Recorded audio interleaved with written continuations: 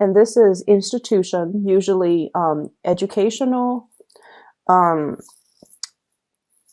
I'm getting a really big work energy with this, okay, where things are very hierarchical and there's like a chain of command. Every decision needs to go up the chain of command, and then every decision, like every decision has to go through an expert. Every decision has to be screened out and vetted before the person on top can make the decision.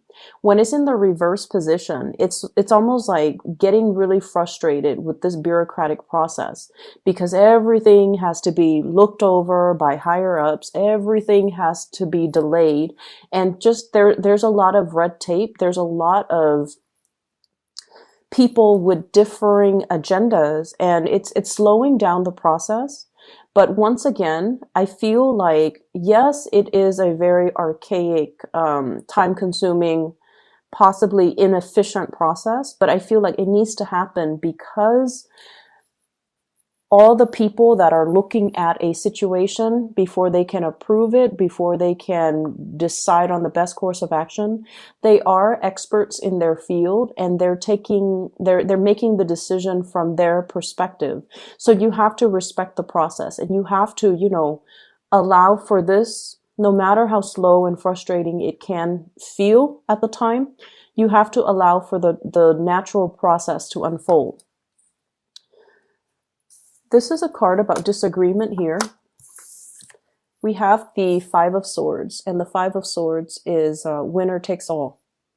Okay, lack of compromise, wanting to make like these executive decisions without consulting other people, and it's sort of like one person leaves with all of the jewels on their sword, and then the other person is left with nothing. So in the spirit of compromise and in the spirit of, trying to do the right thing, it is really crucial for you guys to understand that these protocols and these processes are placed or put into place because there's a need for it. So that one person doesn't make the decision only based on their self-interest and essentially screws everybody else over. So we have to kind of allow for this process to naturally unfold, allow for the checks and balances to kind of fall into place so that people don't end up in this situation, okay, where these choices are made almost like in a vacuum. And the ramifications of that would be one person commits an act of like grand theft and leaves everybody else in the cold, okay? So I feel like these processes are put into place to prevent that situation from happening. So there is a major power struggle that I'm feeling here, push and pull types of energy between one person with their own agenda and another person with things that they want to see happen. And there is a lack of compromise. There is a lack of mutual understanding. There's a lack of being able to put ourselves in somebody else's shoes so that we can understand where they're coming from. This is a conflict that I feel where two people cannot see eye to eye with one another. They essentially have the same goals. They do want to sail away from this. So like you and another person, you both, believe it or not, have the same goals, have the same understanding. This is the Ten of Pentacles, building a legacy for yourself, leaving something behind, stabilizing your financial future, having financial backing, having a financial foundation on which you can build, especially a family, a relationship, a work situation. So you both want the same things. And you both are at a point where you both can collaborate and communicate and compromise in order to reach this really exalted space. But egos are getting in the way. Egos, conflict, communication, back and forth, banter, that kind of escalates and exacerbates a conflict, okay? So there's a lot of ego issues coming into the picture that's disallowing two people from being able to build together and being able to see that, you know what, we actually have the same goals, we have the same agenda. So that's what I'm feeling here. And if this is an ongoing conflict, I feel like it is coming, it is being revisited, or it is returning into the present moment. We have here the Ten of Swords in the reverse. So this is the reemergence of something that we thought was dead and gone, and now is making a comeback. Okay, so I'm feeling greatly some secrets being coming forth, some major revelation, something being unearthed. Okay, so it's almost like it's almost like, and this is not literally speaking, this is just figuratively speaking. It's almost like digging up somebody's grave, and you know, there's a tombstone with the person's name, and everyone went to the funeral, and everyone watched the person in the casket being lowered into the ground, and you know, everyone puts on their flowers, and the groundskeeper shovels dirt onto the coffin. It's almost like unearthing, like digging up the casket, opening it up, and then realizing there's no body in there. So once again, that is a figurative, you know, like a way of explaining this. It's not literal, but I feel it's almost like something like that, a sleight of hand or a situation that everyone knew to be true. But then for this week, it's not true. Somebody kind of did a switcheroo, or somebody did like a sleight of hand trick, and then the situation is not what it seemed. All of a sudden, the situation is not what it seemed. And so you're given all of this information, and you're trying to unravel it to figure out what exactly happened. What is the motive behind that? Why would someone do that? Who would be able to pull that off? How could somebody pull, you know, the wool over my eyes like that? How could I have believed that? How could I have, you know, why didn't I know? So I'm seeing all of these questions, and I feel like it's such a dramatic week, like the events that unfold, and I feel like it happens in succession too. It's not just one major big revelation. It's sort of like events culminating, leading up to this major big revelation. So I'm a believer of signs from the universe, signs from your spirit guides. And I feel like you were hit with many different signs along the way leading towards this major revelation. So I almost feel inclined to say, like, you know, this should not come as a surprise to you. But that's what I'm feeling. It's almost like all the signs were there, little by little, moving you towards this big revelation, or preparing you for this big revelation. And I feel like maybe the signs were ignored. Maybe somebody was, it's like the red herring distracting you from other things.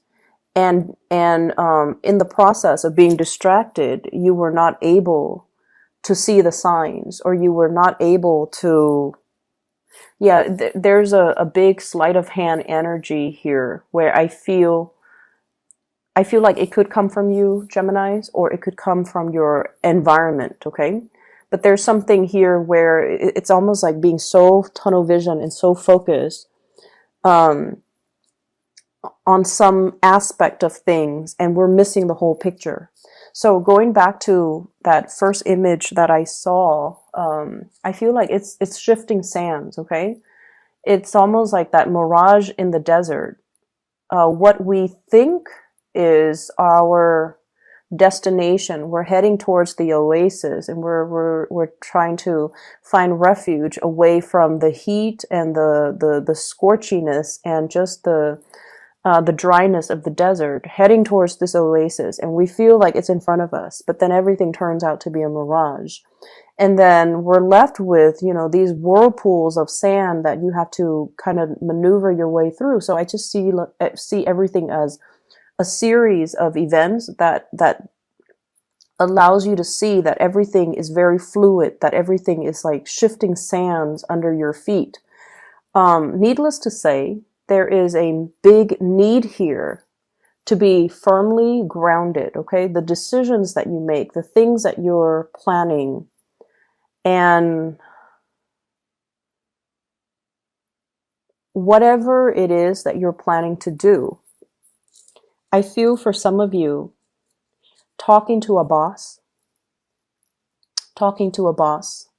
and the boss is not able to give you anything definitive. Like, we don't know yet. We need to get the projections for next year. So we're not going to be able to, approve that raise, open up that position, decide on a course of action, finalize the contract.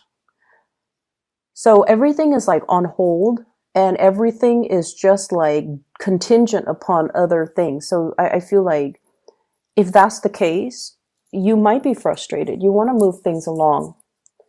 But once again, everything is built on shifting sands. And the desert landscape, it changes too with the weather. There could be, very severe windstorm. And it changes the mounds, it changes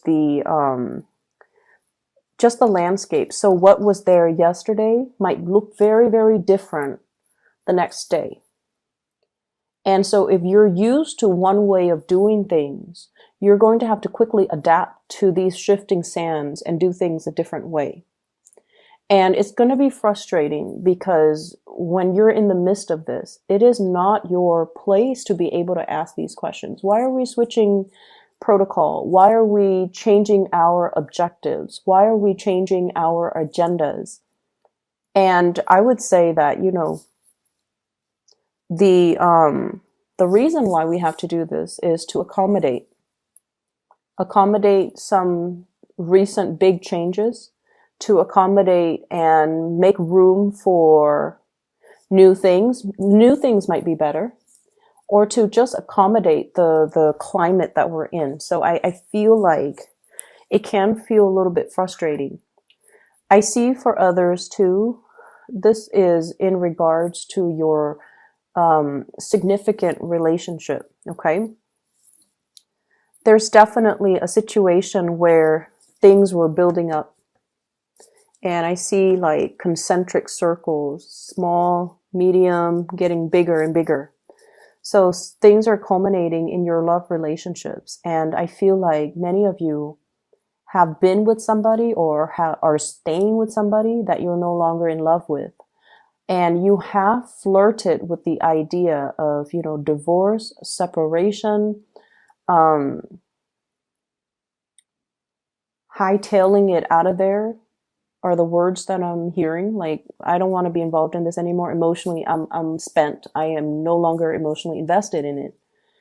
But the financial burden, if you were to get divorced, is really, really, really big. It's almost like, so let me show you the cards.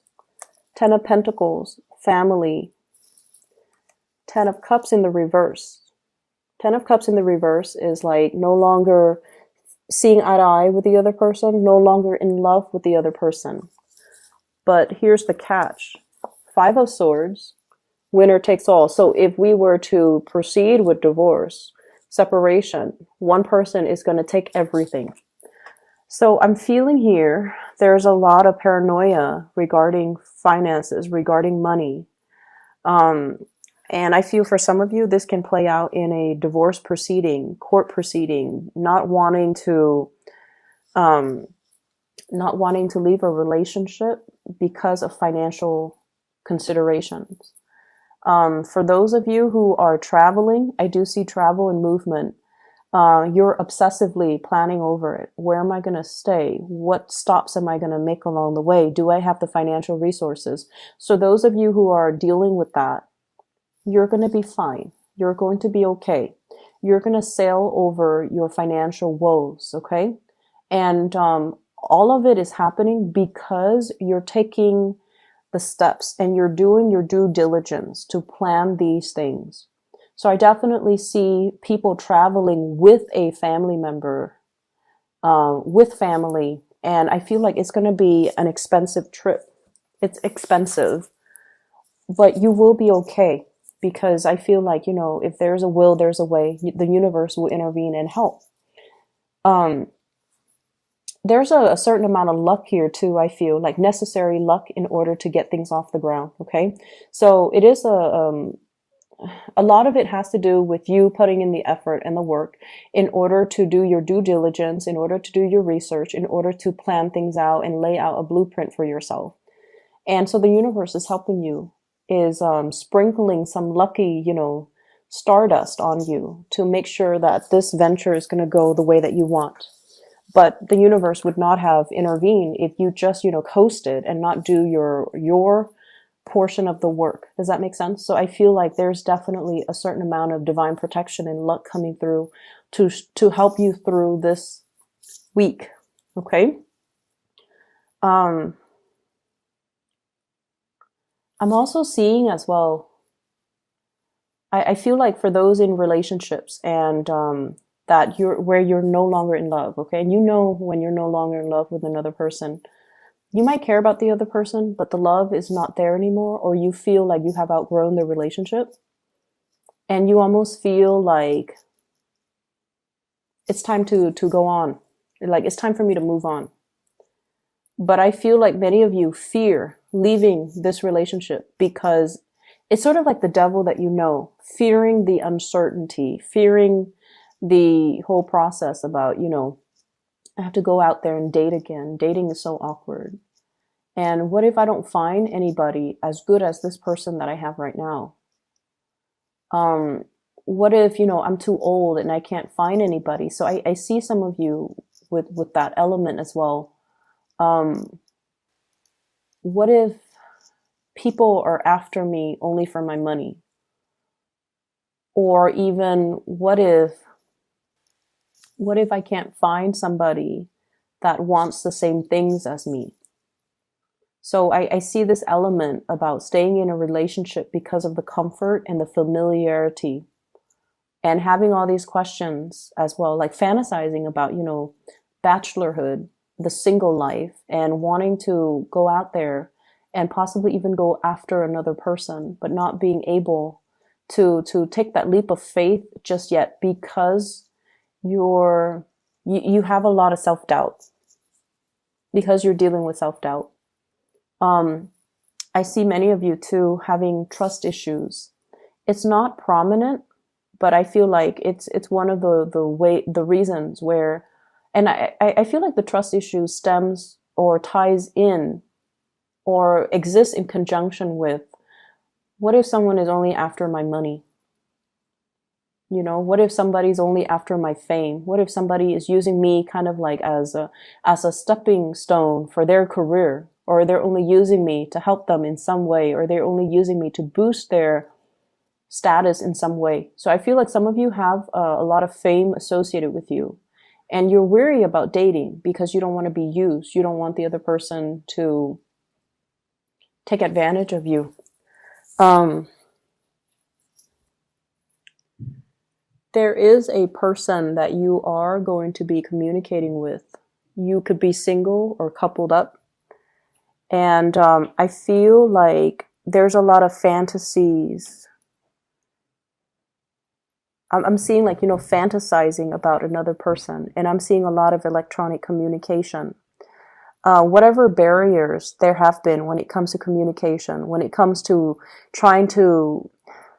I feel like somebody is communicating in a very cryptic way that's hard to understand. And honestly, it could be you, Geminis.